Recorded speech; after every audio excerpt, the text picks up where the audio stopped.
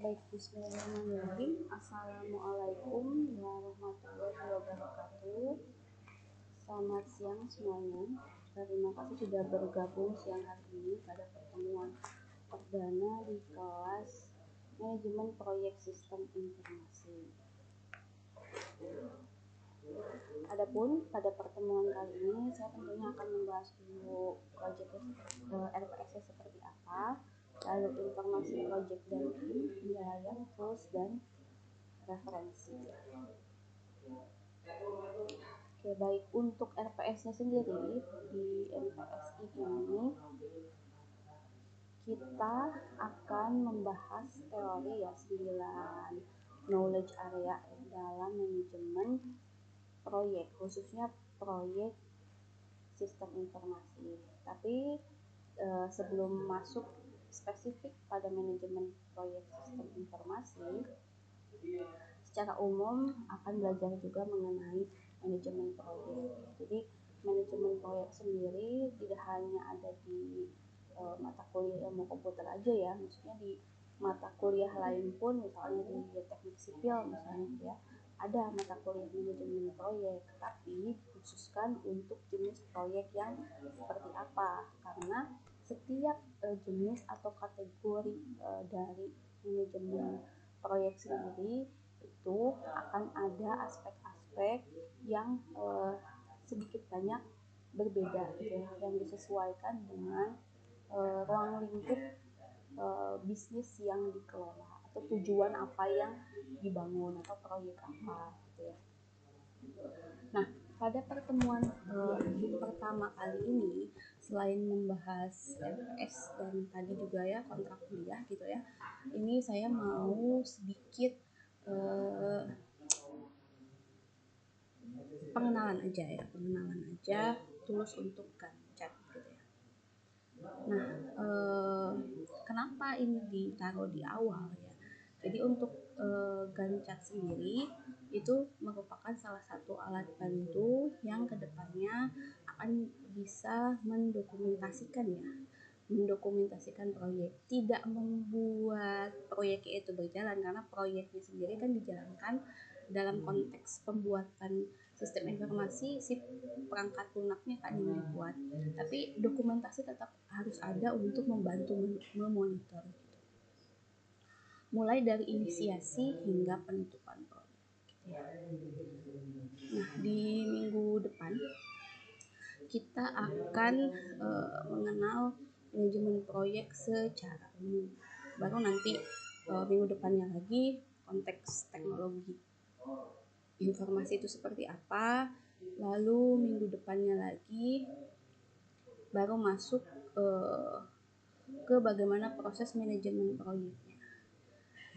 Sebenarnya dimulainya itu dari pertemuan 6 ya, mulai dari 9 knowledge area ya. Jadi mulai dari sini, dari batasan 1, 2, 3, 4, 5, 6, 7, 8, 9 ya.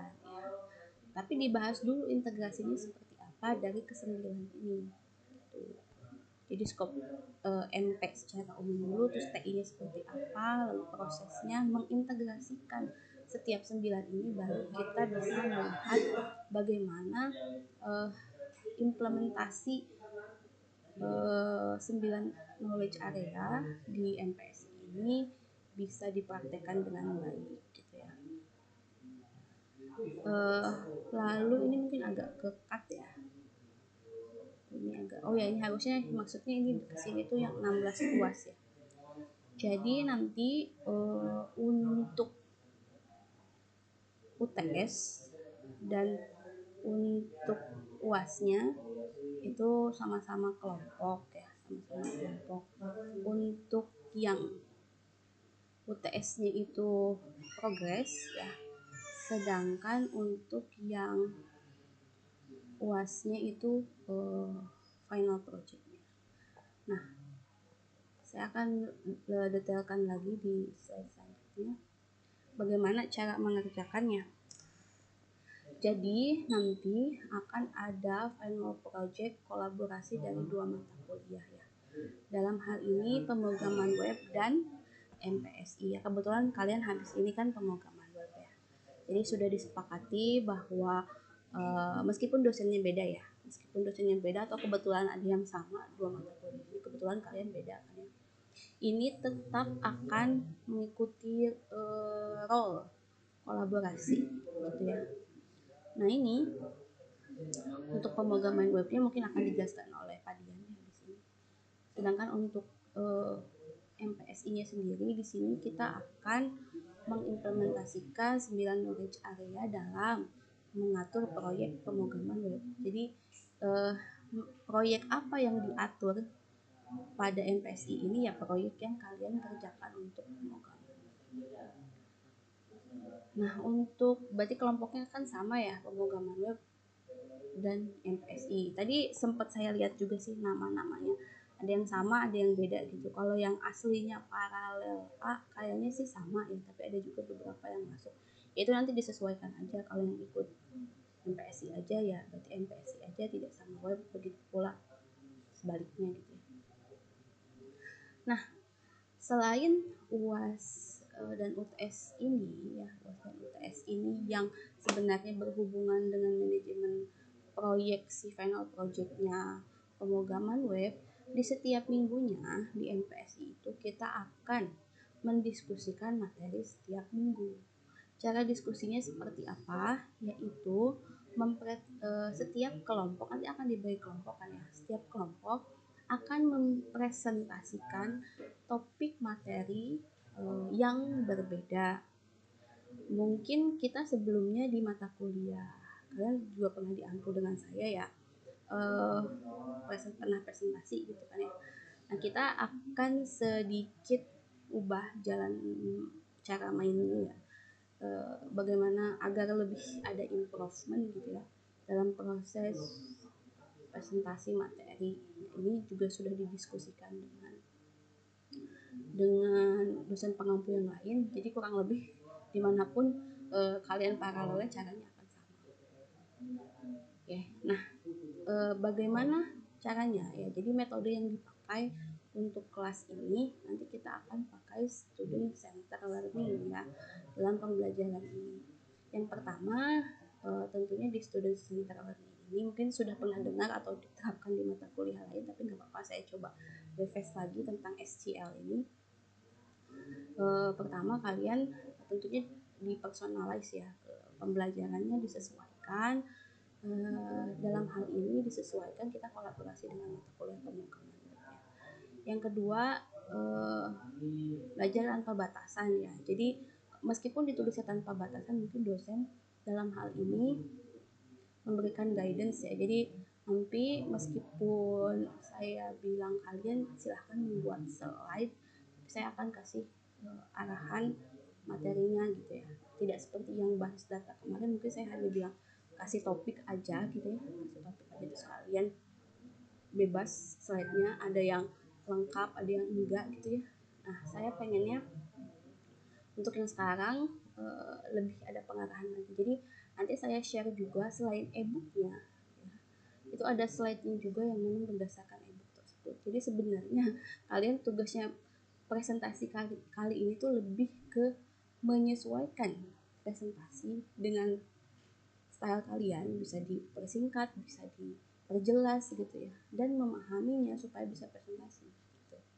Jadi kalau secara konten sudah disediakan oleh dosennya ya, tugasnya memahami dan kita sharing menyampaikan ke teman kalian supaya bisa diskusi. Yang ketiga ini student driven, berangkat dari guidance ya, tuntunan materinya. Nanti di kelas itu sistemnya akan terbuka diskusi juga. Diharapkan nanti akan ada tanya jawab ya, akan ada tanya jawab dari setiap materi yang disampaikan. Jadi bukan hanya tugasnya si presenter presentasi gitu, enggak, tapi akan terbuka diskusi juga. Diharapkan kelompok yang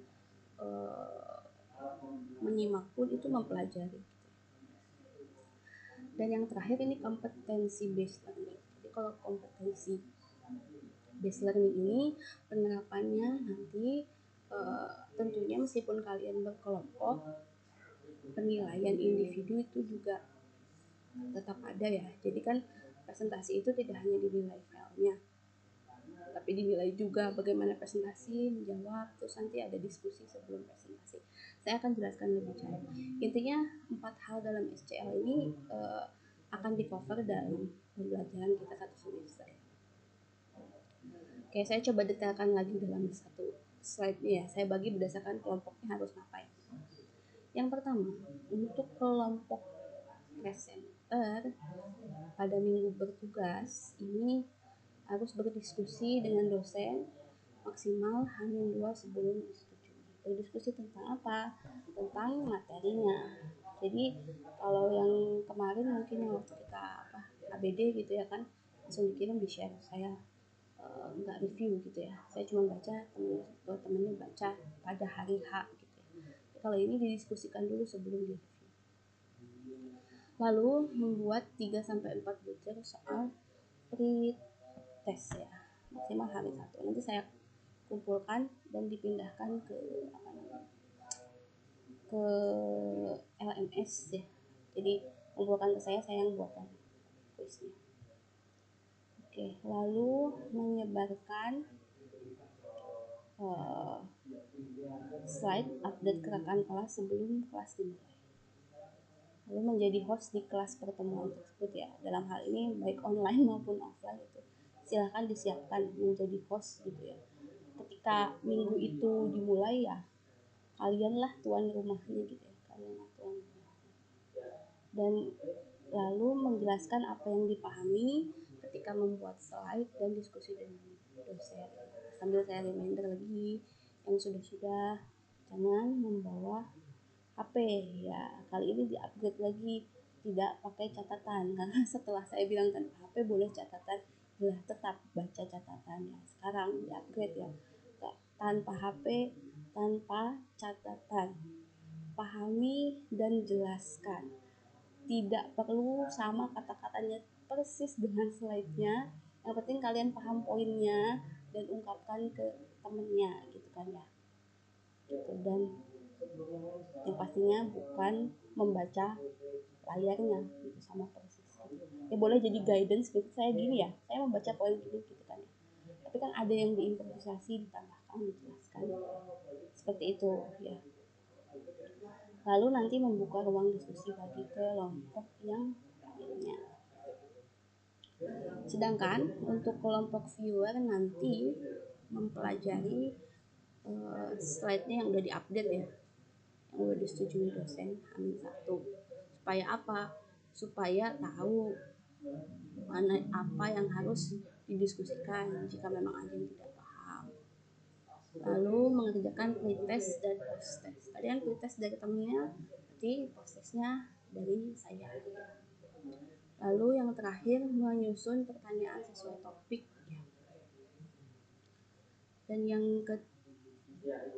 selanjutnya untuk semua kelompok nih, nanti habis ini setelah pertemuan ini silahkan buat baca dulu draft presentasinya. Nanti kan saya kasih file ya, file kalian bikin draftnya dulu ya, draftnya dulu, yang penting di draftkan dulu aja. Terus nanti setiap Hamin, balik lagi ke role yang tadi ya, Hamin maksimal Hamin 2, tidak harus Hamin 2, boleh Hamin 3, Hamin 4, Hamin 7 gitu ya, ya boleh aja gitu ya. Tapi idealnya kan biar dibagi waktunya ya, di minggu yang bertugas aja diskusinya, diskusi dengan dosen gitu ya. Lalu mempelajari materi setiap minggu biar kita bisa diskusi dan ada progres, maksudnya dalam hal ini mendokumentasikan proyek yang pemrograman web ya.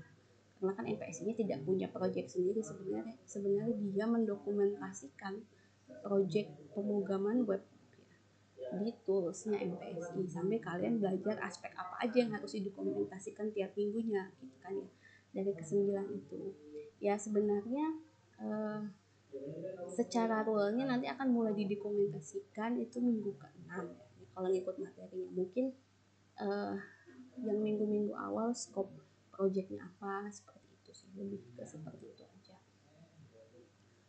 ya. Jadi ngikutin, misalnya kalau minggu kedua masih manajemen proyek secara umum ya, berarti cuman membagi tugasnya aja.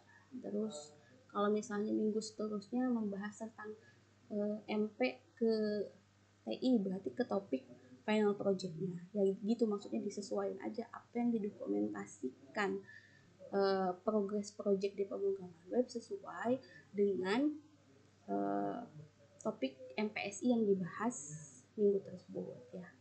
Karena saya juga ngampu di pemrograman web paralel lain ya, tidak paralel kalian, jadi saya juga ya maksudnya tahu progresnya di pemrograman web itu apa, karena sama ya, siapapun dosen PWeb dan MPSI-nya RPS-nya sama. Oke, sekarang kita lanjut ke materi presentasinya.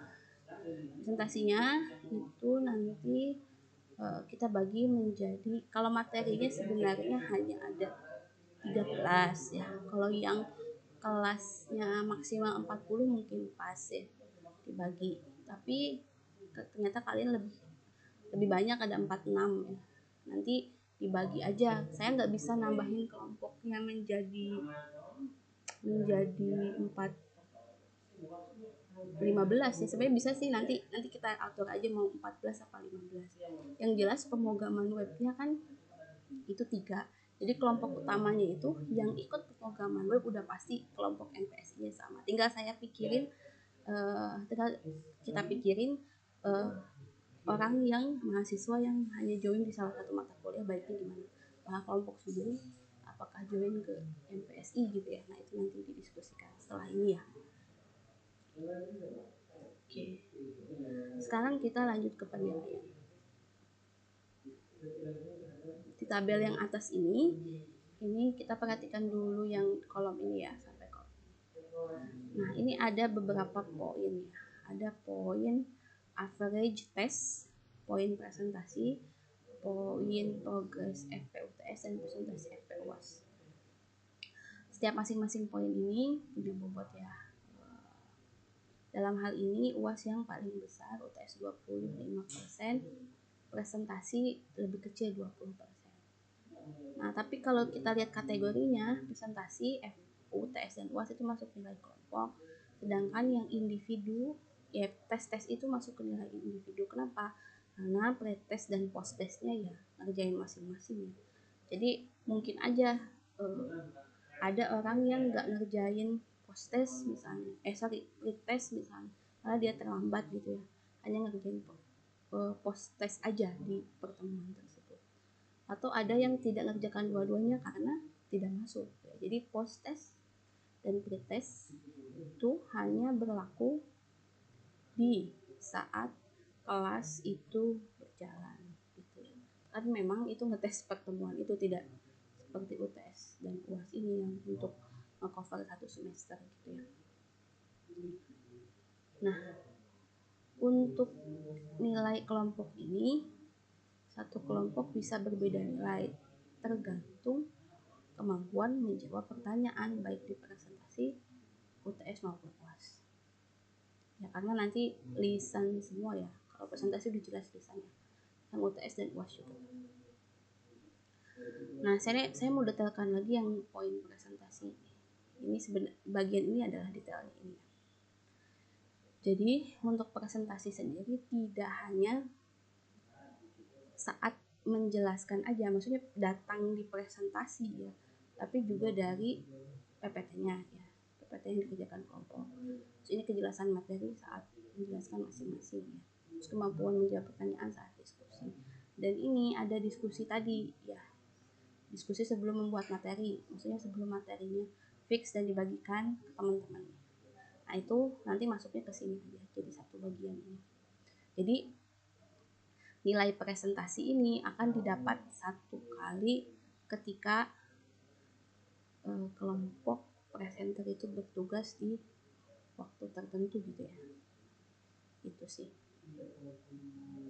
Oke, ini mungkin ya, sebelum saya lanjut ke resource-nya, ini karena ini harusnya kontrak ya, maksudnya ini tawaran saya dulu ya.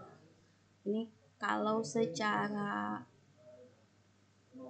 poin apa yang dinilai mungkin tidak bisa ini ya, tidak bisa dikurangi atau ditambahkan ya, karena ya nggak mungkin kan misalnya kita hilangkan saja UTS gitu ya, atau dihilangkan UAS gitu ya, atau misalnya pretest posttestnya gitu.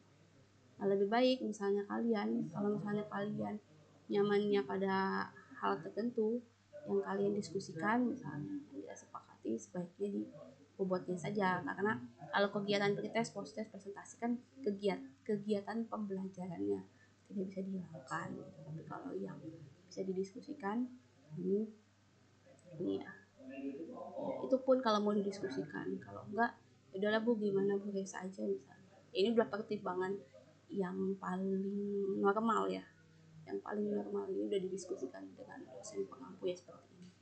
Tapi kalau misalnya ada yang mau didiskusikan, silahkan boleh disampaikan saat masih pertemuan ini ya, itu atau masih di minggu inilah, biar pas minggu depan kan udah mulai nilai tuh, kan gak lucu ya misalnya minggu depan saya udah mulai nilai satu kelompok tapi udah berubah lagi gitu. Jadi lebih baik sebelum si presentasinya dimulai sih gitu. Kalau mau didiskusikan silahkan ya, disampaikan melalui kontingnya, didiskusikan ke saya atau di grup juga boleh, kalau misalnya sekarang masih perlu kalian diskusikan. Itu dulu mungkin tentang penilaian, tentang kelompok, tentang apa tadi, materi ya, sebelum saya spill ke selanjutnya. Sampai sini ada yang mau ditanyakan dulu atau ada yang mau didiskusikan gitu? Oke. Kalau tidak ada, saya lanjut ke resource-nya ya. Jadi nanti sebenarnya akan saya berikan 2 buku ya, dan juga slide yang mendukung buku tersebut. Jadi ada 2 buku. Yang pertama ini Headfirst PMP ya. Jadi ini untuk project manager ya. Jadi ini dari sudut pandang bagaimana menjadi project manager gitu. Bagaimana secara teknis step by stepnya, kayak disebutnya a brain friendly guide gitu ya, benar-benar buat begini. Sedangkan kalau yang bawah ini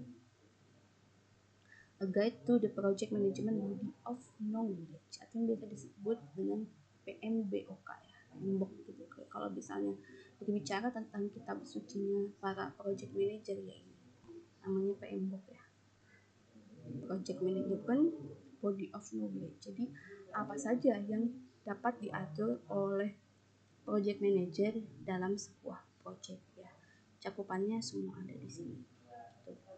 Jadi acuan-acuan apapun jenis project ini kan general ya, project management secara general. Jadi ya acuannya ini gitu ya, seperti itu. Nanti slide-nya juga ini ada yang mendukung buku ini, ada yang mendukung buku ini, yang English yang mengacu ke PMBOK gitu. Oke, terus nah ini kita lanjut ke tools ya. Nah, untuk toolsnya sendiri ada namanya Gantt chart. Gantt chart itu adalah suatu chart berbentuk bar ya, yang dipakai untuk merencanakan, mengatur dan memantau setiap tugas spesifik dan juga sumber daya di dalam sebuah proyek ya. Jadi si Gantt chart itu tabelnya satu, tapi dia bisa dibuat untuk merencanakan, mengatur dan memantau, baik dari sisi tugas maupun sumber dayanya gitu ya. Karena kalau tanpa Gantt chart itu mungkin ngelihatnya kurang detail ya. Mungkin kalian pernah berkecimpung misalnya menjadi kepanitiaan tertentu, misalnya pembagian tugas, misalnya ini seksi apa gitu ya, tugasnya apa, udah gitu aja. Atau misalnya apa yang harus dikerjakan, deadline-nya kapan. Nah, dalam Gantt chart ini semuanya jadi satu, mulai dari tugasnya apa, sub tugasnya apa, berkaitan dengan tugas yang mana, dimulainya kapan, selesainya kapan, dikerjakan oleh siapa, terus berapa persen progres pengerjaannya, terus dilihat seperti tanggal gitu ya, malah ada yang dengan harga harga kos gitu ya. Jadi kalau misalnya suatu pekerjaan dikerjakan 1 hari misalnya membutuhkan kos 500.000 gitu ya, berarti kalau dikerjakan 10 hari membutuhkan 5 juta. Artinya semakin banyak waktu yang digunakan, kos semakin berkembang.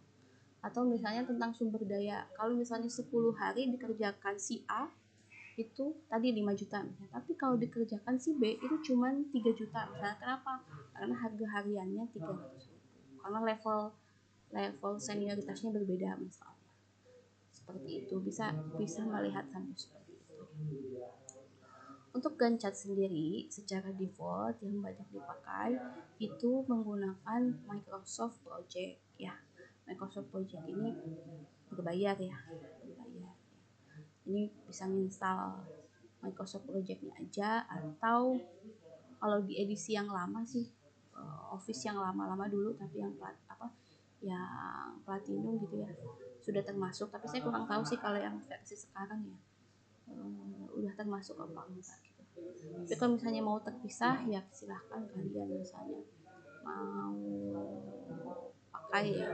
Saya tidak akan memberikan link apa namanya link bajakannya gitu ya. Ya silakan kalian pakai dengan tanggung jawab sendiri, mau bayar boleh, mau pakai ini tapi dari sumber yang lain ya ditanggung jawab sendiri gitu ya.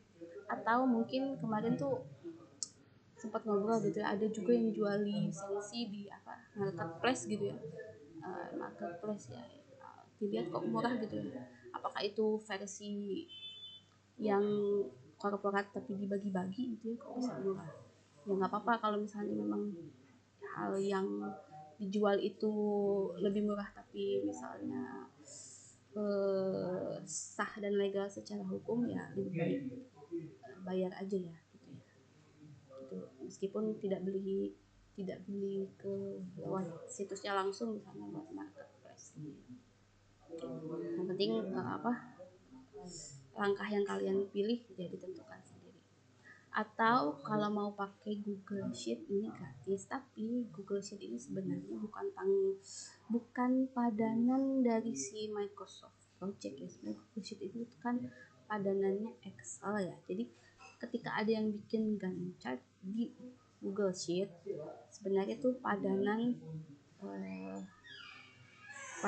tabel-tabel yang diberikan formula sedemikian rupa agar mirip dengan Microsoft Project. Tentu saja ada yang bisa di cover oleh Excel atau sheet dari template tersebut, ada juga yang enggak. Tapi enaknya adalah gratis gitu.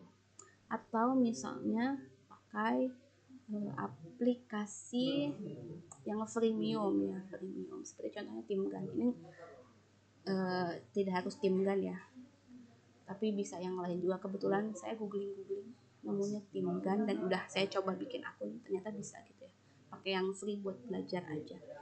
Kalau bikin satu project itu free, tapi premiumnya ketika sudah lebih dari satu view dan lebih dari satu project. Karena kalian ini projectnya cuma satu ya, ke TimGun aja misalnya kalau mau, karena ini bentuknya web ya, web app gitu ya si TimGun. Jadi kalian bisa collab dengan rekan kalian gitu. Oke, selanjutnya mungkin ya masih banyak waktu, mungkin saya kasih preview sedikit aja. Nah tadi saya bilang mau cerita tentang Gantt chart ya. Oke, saya buka dulu yang TimGun-nya. Terus saya simpen template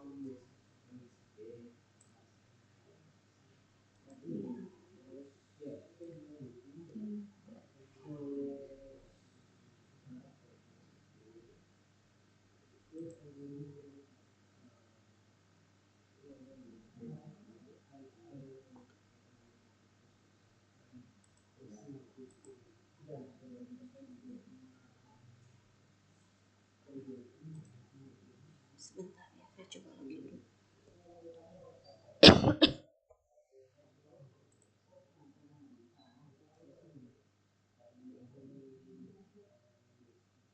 Oke,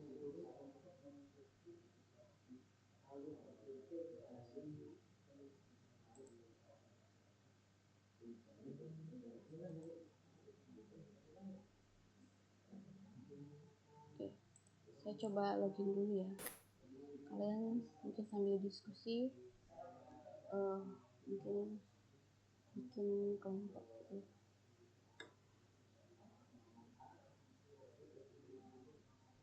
Saya sambil share screen-nya yang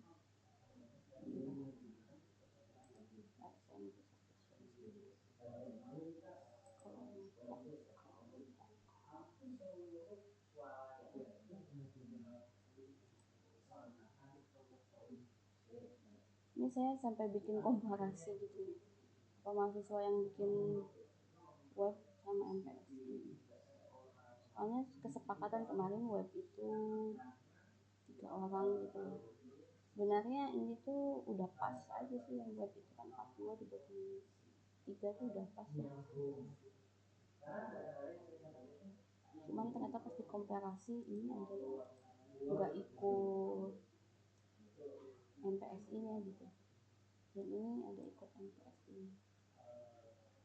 Jadi kalau yang dari nama 1 sampai 41 ini sebenarnya udah gampang sih baginya, karena dia pasti ikut MPSI dan web ya. Jadi kalau kelompoknya sama di sini dan sama di sini, tinggal saya mikirin yang ini apakah jadi kelompok sendiri, nanti ini gimana gitu. Mungkin ini akan ada yang di sininya berdua gitu ya. Maksudnya di sini bertiga, misalnya contoh ya, ini duanya ini, terus satunya ketika ke MPSI itu jadi berdua, nanti yang agak saya bingung ya, karena case-nya ternyata nggak sama. Oke, itu di kalian diskusikan sambil diskusi sendiri aja. Saya coba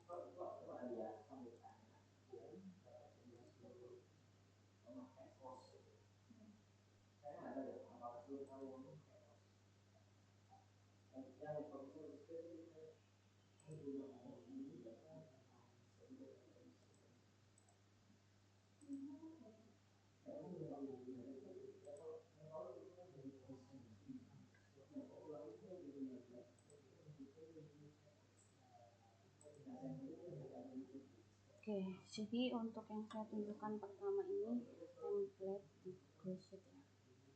Jadi ada yang membuat template, kita tinggal ngikutin aja. Nah, yang paling basic pada sebuah Gantt itu adalah task name-nya atau tugasnya. Biasanya dikategorikan misalnya dalam untuk main kategori atau heading ini ya, yang di bold ini, kalau satu project manager dia biasanya handle beberapa project, itu boleh di nama projectnya lalu pasta. Atau kalau satu Gantt itu hanya manage satu project, idealnya sih lebih baik gitu ya, dia fokus. Nah, setiap title ini biasanya lebih ke kategorinya, kategori paling utama. Misalnya nih contoh ya, kita membuat aplikasi yang terdiri untuk user, misalnya user dosen dan mahasiswa. Berarti di sini halaman untuk dosen, berarti di sini halaman untuk dosennya gitu ya, halaman fitur dosen, terus fitur mahasiswa. Berarti ini hal-hal yang berhubungan detail dengan yang terkait dengan aplikasi yang akan digunakan oleh aktor dosen. Sedangkan di bawahnya adalah tugas-tugas yang terkait dengan hal tersebut. Misalnya kategori yang ketiga ini fitur secara umum gitu, misalnya homepage yang bisa diakses oleh dosen maupun mahasiswa. Seperti itu. Nah, nanti dikecil-kecilkan lagi. Lalu idealnya setiap Gantt itu akan ada tanggal mulainya. Tanggal mulainya itu tidak harus sama dengan start date setiap tugas. Jadi kalau misalnya sekarang misalnya start projectnya tanggal 7 ya, berarti start date untuk setiap subtasknya itu yang penting di atas tanggal 7, tidak boleh lebih awal dari itu. Jadi buat batasan itu. Termasuk kalau ada end date-nya, misalnya project yang kontrak gitu kan, biasanya kalau kontrak kan ada awal ada akhir. Berarti end date dari setiap task itu tidak boleh lebih akhir daripada end date project. Ya, biasanya nanti ditaruh di awal. Nah, kita lihat parameternya ada apa ya. Selain start date dan end date setiap task, start date dan end date itu kalau dihitung itu akan menghasilkan hari kerja. Ya, itu akan menghasilkan hari kerja untuk itu. Nah, dalam perhitungan work days ini ada yang menghitung langsung, ada yang menghitung misalnya ini tanggal 23 dikurangi 17 karena menghasilkan 6, berarti semua hari itu. Ada juga sistemnya misalnya di setting hanya bisa dikerjakan di hari kerja.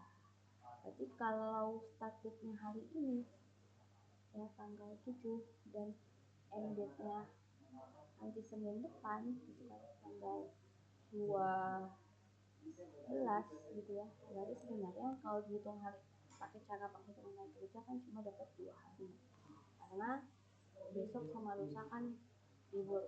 Tapi kalau ada yang menghitung setiap hari, misalnya proyek konstruksi gitu ya kan, yang biasanya nggak libur kan, tidak seperti kantor, itu boleh langsung.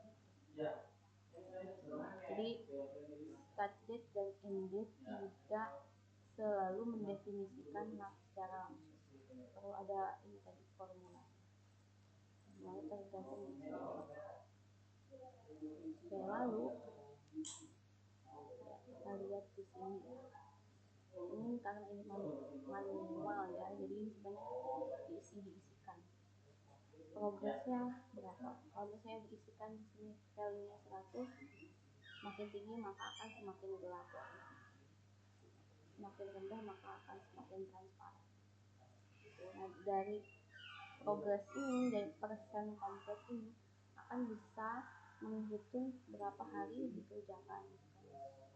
misalnya untuk task right landing OP ini itu saya berarti sudah tidak ada sisa hari lagi, hutang hari untuk dikerjakan gitu kan.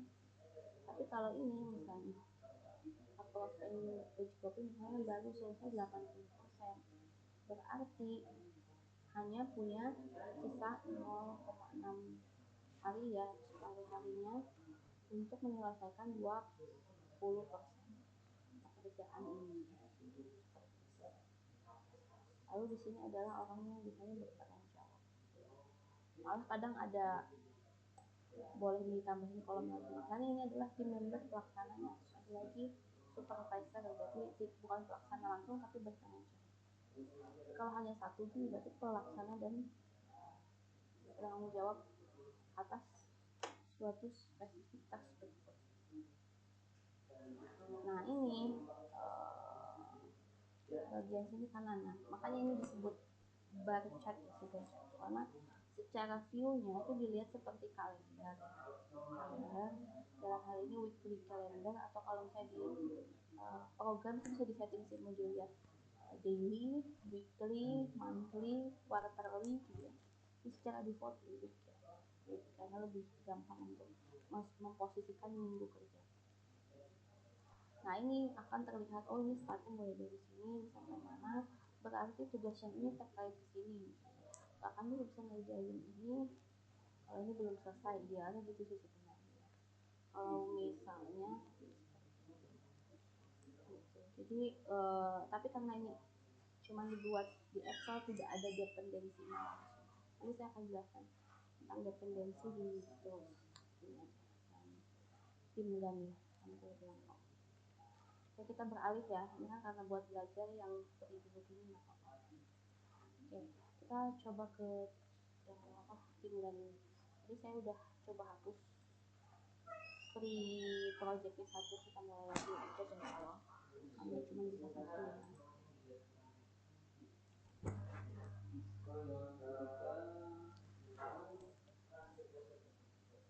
Project.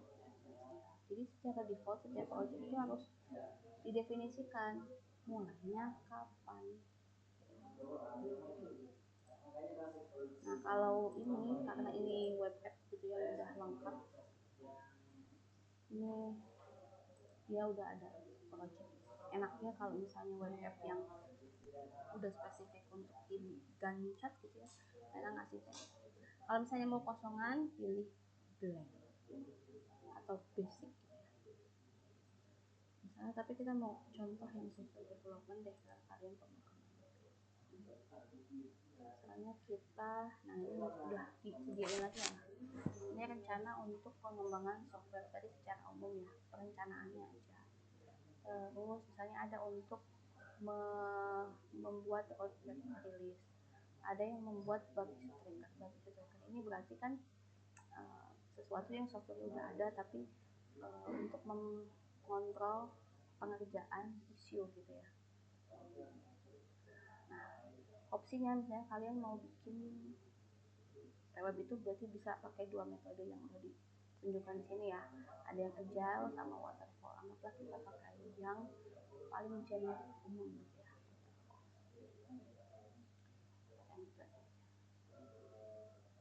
kita pilih ya, terus kita pakai hitung harinya, anggap aja hari kerja untuk anak kalian, anak kuliah gitu ya, yang tidak peduli kapanpun mengerjakannya setiap hari gitu.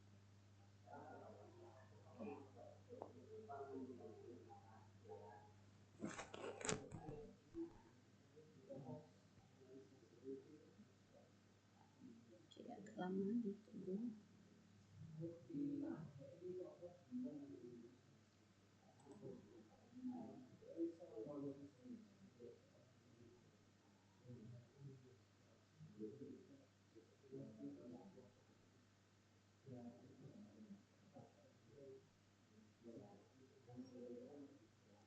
Oke, nah karena ini udah ada template, nah, jadi setiap tahapannya udah dibuat ya. Ya seperti diketahui ya, tahapan dari waterfall itu kan penggalian kebutuhan, lalu desain, lalu coding, ya atau development, testing, pengujian, dan deployment atau implementasi gitu ya. namanya template ya, boleh ikut boleh disesuaikan. Misalnya nih kalian ini projectnya pemrograman web di studi kasusnya ya tidak ada, misalnya membuat aja tidak ada studi kasus tempat, berarti kan tidak perlu ada kick off meeting gitu ya. Kalau kick off meeting itu adalah awalan rapat gitu ya dengan pihak yang berkepentingan. Tapi kalau misalnya pencarian kebutuhan dari penggunanya gitu ya, itu boleh misalnya ada stakeholder interview, jadi dipilih-pilih. Sekarang kita lihat sini.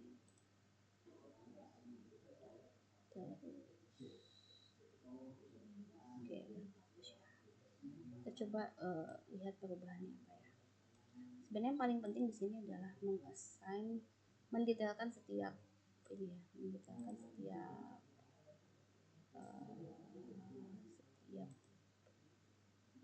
setiap task gitu ya. Ini kan kita melihat app feature itu sebenarnya tanpa ini langsung ke sini belum bisa, cuman ini mungkin dikhawatirkan ingin membuat suatu milestone lagi ya, jadi ada kelompok.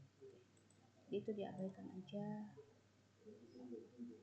Saya akan berbicara tentang apa tadi, outden atau inden ya. Mengenai outden dan inden, misalnya stakeholder interview ini misalnya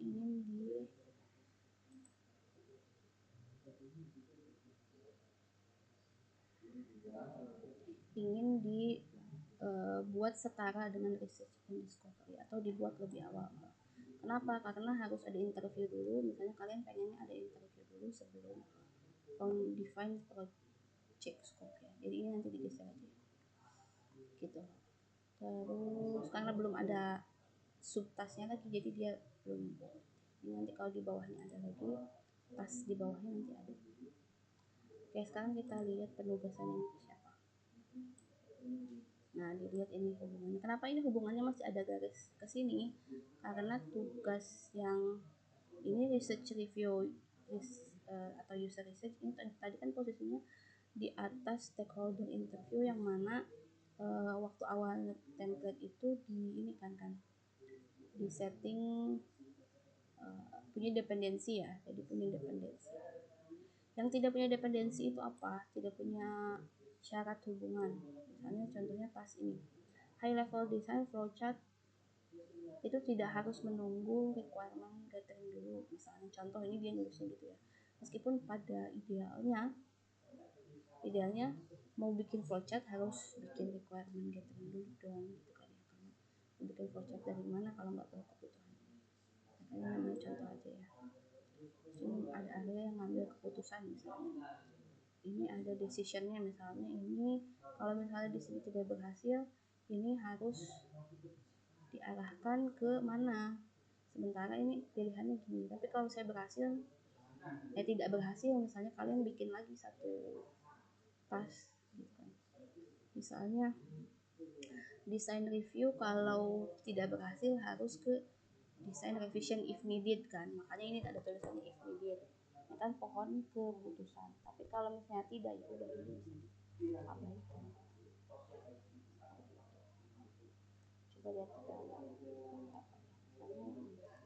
define project. Nah ini nge-assign misalnya karena orang yang ada di sini masih ada saya, ada saya, kalian nge-assign assign anggota kelompok kalian ya. Terus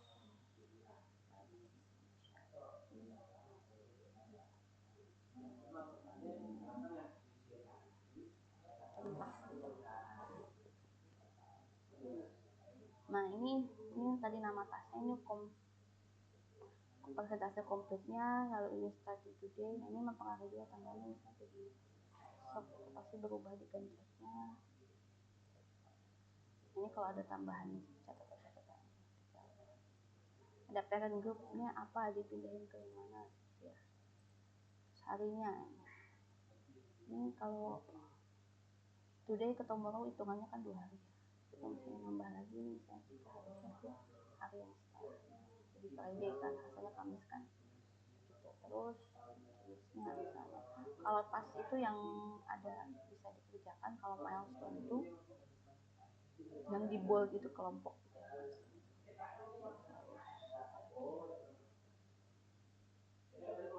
Sisanya ini sesuai sih, kalau misalnya note cuma catatan, komentar ya komentar. Kalau di story nanti kalau ada pindah kemana itu dari story. Nah ini suksesor sama predecessor. Misalnya ini apa, design project scope predecessor. Kenapa tidak punya predecessor? Karena dia kan tugas yang pertama ya. Terus dia punya setelahnya stakeholder interview gitu kan, tadi pencet ya, buka lagi juga design project scope stakeholder. Nah ini suksesor itu berarti yang setelahnya harus di, di dilakukan gitu. Kalau ini selesai, kalau ini udah 100%, yang dilakukan harusnya apa? Ketika memilih suatu suksesor atau dependensi, ini akan membuat task ini menjadi predecessornya yang lain. Kita jangan lihat yang ini, kita lihat yang ini, karena kalau kita melihat yang ini nanti kalian bisa lihat predecessor sama suksesor. Nah ini kan ada predecessor sama suksesor. Tadi si stakeholder interview adalah suksesor dari si scope ya, kan project scope. Sekarang misalnya kita mau bikin ini tidak ketergantungan, berarti artinya tugas tersebut tidak harus diselesaikan dulu tanpa hal yang lain, tanpa tadi ya gitu ya. Misalnya kita ditambahin presentasinya sudah 80% karena dia tidak punya apa namanya itu predecessor, tidak punya syarat harus diselesaikan dulu oleh siapa gitu ya. Nah hilangkan ya apa garisnya hilang dan berubah presentasinya. Nah setiap persentase dari tas itu mempengaruhi persentase dari milestone dan project secara keseluruhan. Ketika ada perubahan sini, kalian bisa lihat ini jadi berubah juga ya. Jadi kan asalnya nggak ada. Nah, misalnya kita nambah progress ini ya, itu bakal nambah progress yang lain. Atau jangan yang sama itu, jangan di milestone yang sama. Misalnya di milestone yang beda, misalnya di desain ya.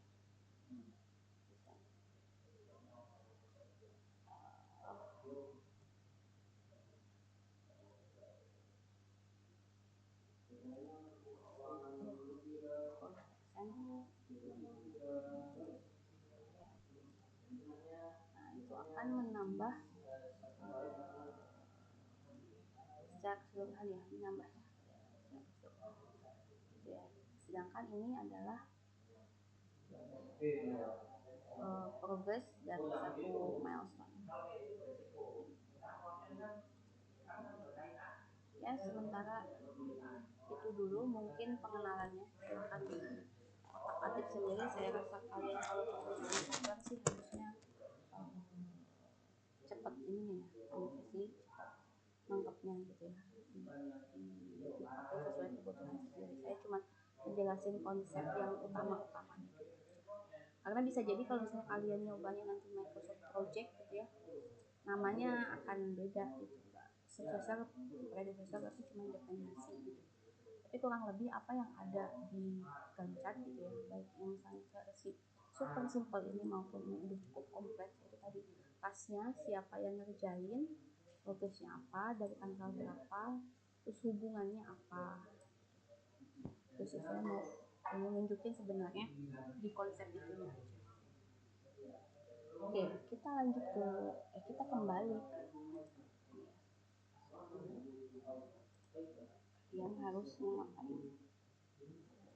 Nah, kita akhiri saja pertemuan ini. Sebelum kita akhiri gitu, maksudnya kalian membuat tim dulu, lalu kita akan tentukan topik presentasi ya, karena mulainya minggu depan, dan mendiskusikan tools yang mau dipakai kelompoknya dan grafis.